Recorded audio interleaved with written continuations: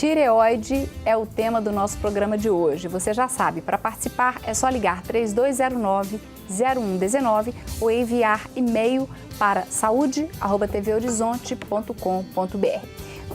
Nos 2 primeiros blocos nós falamos muito sobre a tireoide, a função dela e também sobre o câncer de tireoide. Agora nós vamos conhecer o caso de uma pessoa que foi diagnosticada com hipotireoidismo.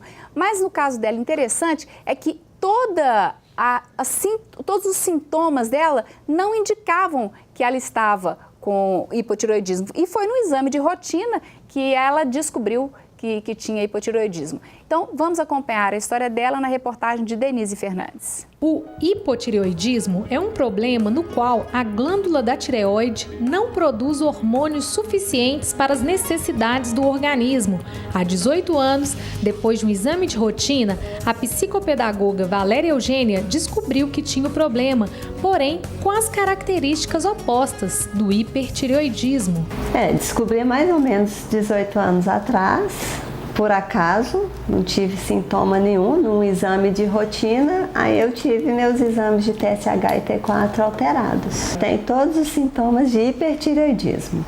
Então, não engordo de jeito nenhum, muito pelo contrário. Sou ativa, brinco e falo que eu sou ligada no 220 porque corro o dia inteiro, trabalho muito, né? Sou super disposta. E, no entanto, os sintomas do hipo são contrários a isso. Durante muitos anos, Valéria tomou uma dosagem superior à adequada do hormônio, o que causou a perda da função da tireoide. Eu fiquei por mais ou menos uns 6 anos, né, tomando uma dosagem a mais, porque apesar de ser adulta, eu tenho um peso infantil, então a minha dosagem sempre tem que ser pela tabela infantil, né? Então eu tive uma superdosagem desse hormônio aí por muitos e muitos anos. E hoje eu tenho lembranças da tireoide, né? Então no exame de ultrassom é possível ver que ela não existe. Durante um feriado de carnaval, a psicopedagoga deixou de tomar os remédios e as consequências não foram nada boas. Eu tenho uma linha, né, de acreditar e de negar um pouco esses medicamentos alopáticos. Então eu resolvi experimentar. E os dias passaram, normal, falei, beleza, não tive problema nenhum. Só que os sintomas vieram depois. Aí eu tive dores nas pernas, um peso absurdo, né, na cabeça, muita dor de cabeça, um desânimo horrível e uma alteração de humor muito grande. Hoje, Valéria se conscientizou da importância de tomar o remédio regularmente e garante que leva uma vida normal. E de lá pra cá eu vi que é uso contínuo mesmo. Preciso desses hormônios para eu estar de pé, para eu seguir a vida. Então eu preciso tomar, não tem jeito. Então é todos os dias pela manhã. E aí nem lembro que eu tenho hipotireoidismo.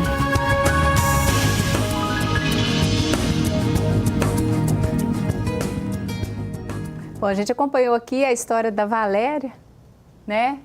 E acompanhamos a história da Valéria. E agora eu gostaria de que vocês explicassem alguma coisa que ela, né, durante a reportagem, ela falou muito dos sintomas do hipotireoidismo. Vamos entender o que é isso e quais são os sintomas mais frequentes, né? O que é hipotireoidismo, então, doutor Gustavo?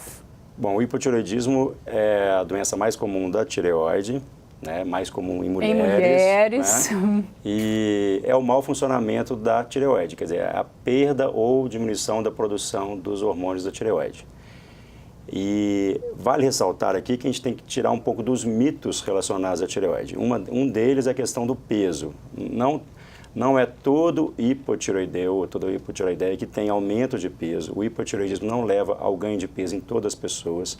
Quando existe um ganho de peso, geralmente é por uma retenção hídrica mais do que um aumento de massa gorda. Entendi, é mais líquido mesmo. Mais né? líquido. E quando tratado, geralmente normaliza.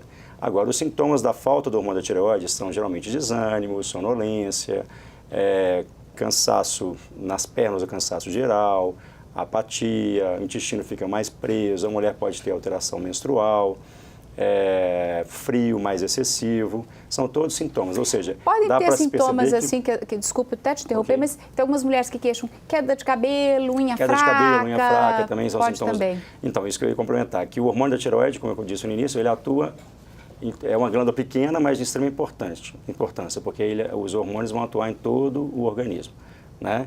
Então, provavelmente, no caso dela, a questão também da dosagem excessiva, quer dizer, quando você está diante de uma dosagem excessiva, e a dose geralmente é regulada pelo peso da pessoa mesmo, a gente começa com uma dose empírica baseada no peso da pessoa e depois a gente vai tateando, vai regulando, de acordo com a necessidade. Isso a gente vê nos exames. Se o exame mostra que tem excesso de dosagem, a gente diminui a dosagem. Se está com falta de dosagem, a gente aumenta a dosagem. Quer dizer, então você ajustou a dosagem em cerca de 6 semanas, 8 semanas, já pode repetir que você vai ter a noção de como está a situação atual da dosagem da tireoide, no caso, né? E outra coisa que eu gostaria de ressaltar é que é muito importante não mandar fazer o hormônio da tireoide em farmácia de manipulação. Por quê? Porque existe uma grande variedade de hormônios já no comércio e a dosagem do hormônio da tireoide é uma dosagem muito precisa e minuciosa. A dosagem em microgramas, ou seja, a milésima parte de 1 miligrama. Então, é muito comum, às vezes, em farmácias de manipulação, não ter balanças de calibração tão precisas para fazer essa regulagem. Então, é um hormônio barato, por saúde tem, né? E mesmo que não tenha, que vá comprar, não é uma coisa cara, apesar de você usar para o resto da vida, mas é importante ter essa consciência de que a dosagem, pequenas variações pode trazer grandes erros. Grandes erros. Algum outro comentário que vocês gostariam de fazer em relação à matéria? Alguma coisa importante que vocês acham salientar? Acho que só lembrando que o hormônio, que ele tem que ser tomado, porque ela, ela contou que ela parou, interrompeu, aí ela teve sintomas, geralmente quando diagnosticado, ele é para a vida toda, porque é uma doença crônica, né, uma inflamação crônica da tireoide que causa o hipotireoidismo, é o tireoidite Hashimoto, né, e o hormônio ele é tomado em jejum, é importante, quando a gente fala com o paciente, coloca na receita em jejum, 30 minutos antes do café da manhã, isso é extremamente importante, porque a absorção, ela sofre interferência dos alimentos, então o consumo do remédio junto com os alimentos interfere na absorção e vai atrapalhar o controle, né? Então é importante essa tomada diária, né? O que é? Não sei se a gente respondeu a pergunta dela, né? Na realidade ela estava com hipertireoidismo, né? No início. Medicamentoso. Medicamentoso. Excesso de hormônio, provavelmente, que não estava, né? Quando ela passou para o homeopático, ela tem hipo, ela tem a tireoidite de Hashimoto, mas estava com hipermedicamentoso. Entendi. Ela desenvolveu um hipertireoidismo por excesso de medicamento. Provavelmente, sim. Provavelmente. E não foi isso que fez a tireoide dela sumir, né? Que ela associou isso. A tireoide sumiu por causa disso. Não, é porque a tireoide, no início, o hipotireoidismo pode causar um bócio, né? Que é um aumento da tireoide. Mas com o avançar do tempo, com os anos de doença, essa tireoide pode ir atrofiando mesmo. Certo. E ela vai reduzindo e fica pequena mesmo. Ou seja, porque ela tinha um hipotireoidismo, ou seja, uma produção diminuída, a tireoide dela produzia menos hormônios do que o necessário. Mas se o medicamento foi tanto, ou seja, a tireoide dela cruzou os braços e falou, não preciso mais trabalhar, que você já está me enchendo de remédio, não preciso. E aí ela, de alguma forma, atrofiou, pode ter sido isso que aconteceu. É porque essa atrofia da tireoide, ela vai ocorrer, ela pode ocorrer mesmo. Faz parte do quadro natural da doença. Não foi a medicação que causou isso. Entendi. É uma evolução, uma atrofia. Uma atrofia que ocorre naturalmente. E ela falou que eu tinha todos os quadros do hipertireoidismo. Então, eu vou aproveitar para a gente falar um pouco do hipertireoidismo. Ele é menos comum do que o hipo, né? Você tinha até comentado isso, né, doutor Gustavo? O hipo é mais comum. O hipo é mais comum, o hiper é menos comum.